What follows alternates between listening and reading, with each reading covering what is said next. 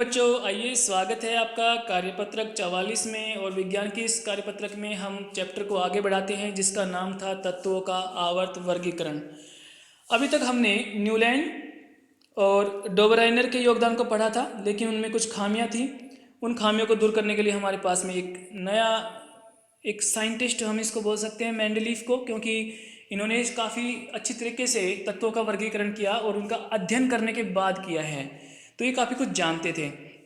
देखिए, इन्हें आवर्त सारणी के जन्मदाता के रूप में जाना जाता है। तो जब भी ये प्रश्न अगर आपके सामने आ जाता है कि जन्मदाता कौन है आवर्त सारणी का, तो किसका नाम लेंगे? मेंडलीफ का। उन्होंने क्या किया था कि इनको जन्मदाता बोल दिया गया।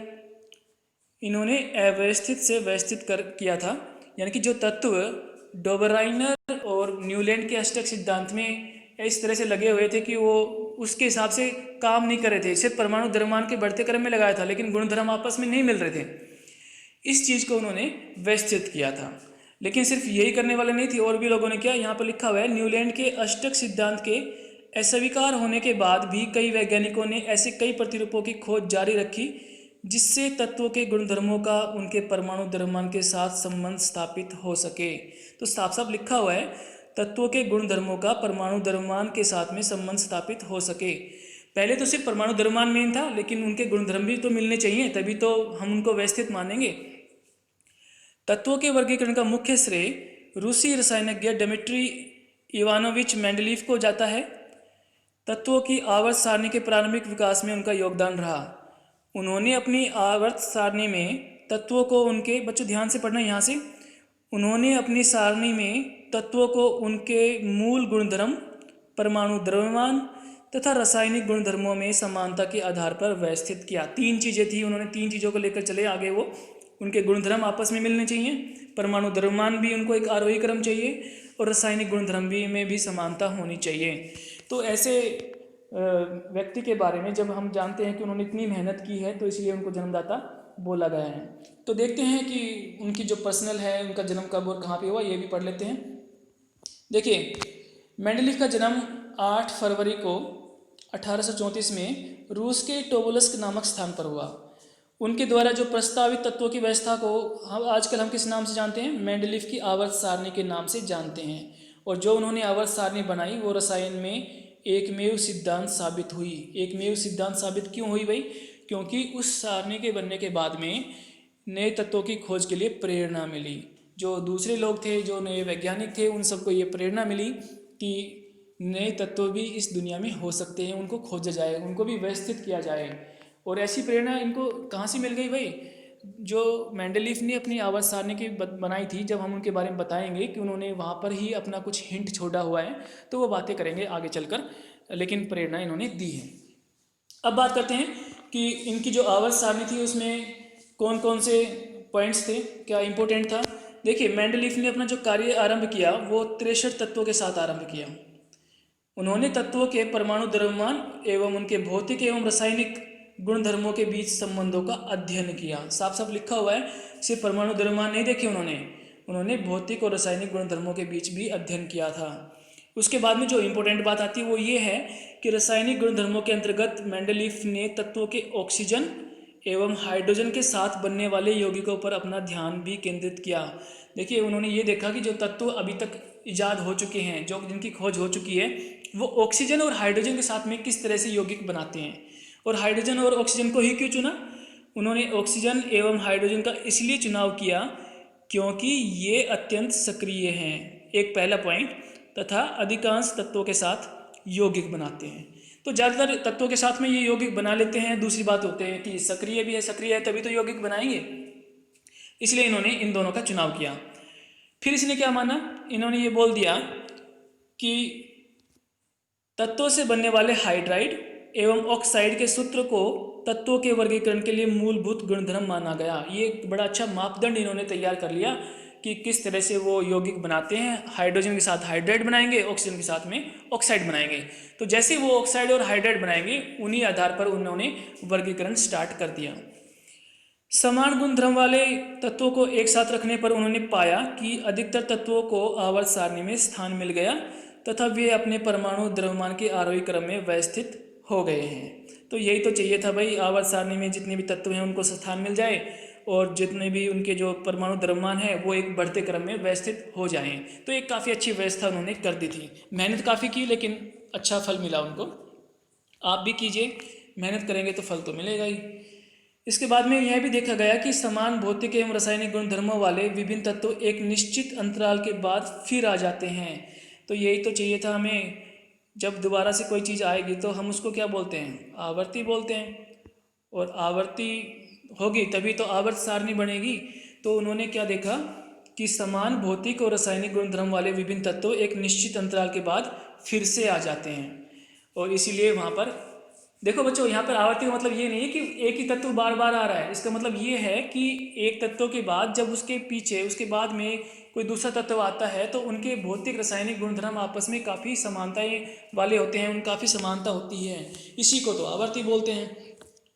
इसी आधार पर मेंडलीफ ने आवर्त सारणी बनाई जिसका सिद्धांत है। अब ये सिद्धांत की बात हो रही तो बड़े ध्यान से, छोटे से सिद्धांत है लेकिन कई बार बच्चे भूल जाते हैं।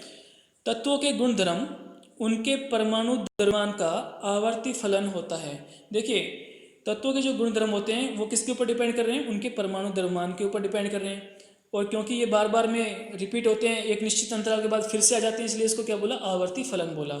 तो जो सिद्धांत था वो क्या है, तत्वों के गुणधर्म उनके परमाणु द्रव्यमान का आवर्ती फलन होते हैं। मेंडलीफ की आवर्त सारणी में ऊर्ध्व स्तंभ को ग्रुप या समूह तथा क्षैतिज पंक्तियों को पीरियड या आवर्त कहते हैं। तो बच्चों ये बात समझने वाली है कि ग्रुप किसे कहते हैं और पीरियड किसे कहते हैं। तो हम उनकी आवर्त सारणी की मदद से आपको समझाते हैं कि समूह क्या होते हैं और पीरियड्स क्या होते हैं, यानी कि आवर्त क्या होते हैं। देखिए, यहाँ पर जो ये सारणी दी गई है ये मेंडलीफ की आवर्त सारणी है। इसके अंदर आप देखेंगे कुछ कॉलम बने हुए हैं। तो ऊपर से नीचे की तरफ जो कॉलम बने हुए हैं इस तरह से, इन सभी को हम ऊर्ध्व स्तंभ बोलते हैं। और इन ऊर्ध्व स्तंभ को किस नाम से जाना जाता है, ग्रुप या समूह के नाम से। तो कितने हैं, 1 2 3 4 5 6 7 और 8, यानी कि कितने समूह हो जाते हैं मेंडलीफ की आवर्त सारणी में, 8 समूह हो जाते हैं। इसके बाद में हम बात करते हैं कि इसमें पीरियड कितने हैं, आवर्त किसे कहते हैं। तो क्षैतिज पंक्तियाँ जो इस तरफ चल रही है, बाएं से दाएं जितने भी हमारे पास में कॉलम आएंगे वो सारे आवर्त कहलाते हैं। तो यहाँ पर लिखा हुआ है, नंबरिंग की गई है, 1 2 3 4 5 और 6। तो कुल आवर्त कितने हैं यहाँ पर, 6 आवर्त हैं जो कि बाएं से दाएं चल रहे हैं। तो बाएं से दाएं तरफ जब हम जाएंगे तो जो कॉलम हमारे सामने आएंगे उनको हम आवर्ती बोलेंगे, ऊपर से नीचे जो आएंगे उनको हम समूह बोलेंगे। तो आइए देखते हैं अब आगे कि इसमें जो आज हमने सीखा है कितना उसमें काम कर सकते हैं। देखिए, पहला प्रश्न है, मेंडलीफ की आवर्त सारणी का उपयोग कर निम्नलिखित तत्वों के ऑक्साइड के सूत्र का अनुमान कीजिए। हमारे पास में 5 तत्व हैं और इनके ऑक्साइड का सूत्र हमें बताना है। तो सूत्र जो दिए गए हैं आवर्त सारणी में दिए गए हैं, पहले है हमारे पास में पोटेशियम, फिर है कार्बन, फिर है एल्यूमिनियम और फिर सिलिकॉन और बेरियम है। तो आइए बच्चों इसके आंसर के देख लेते हैं। सबसे पहले हमारे पास में पोटेशियम है।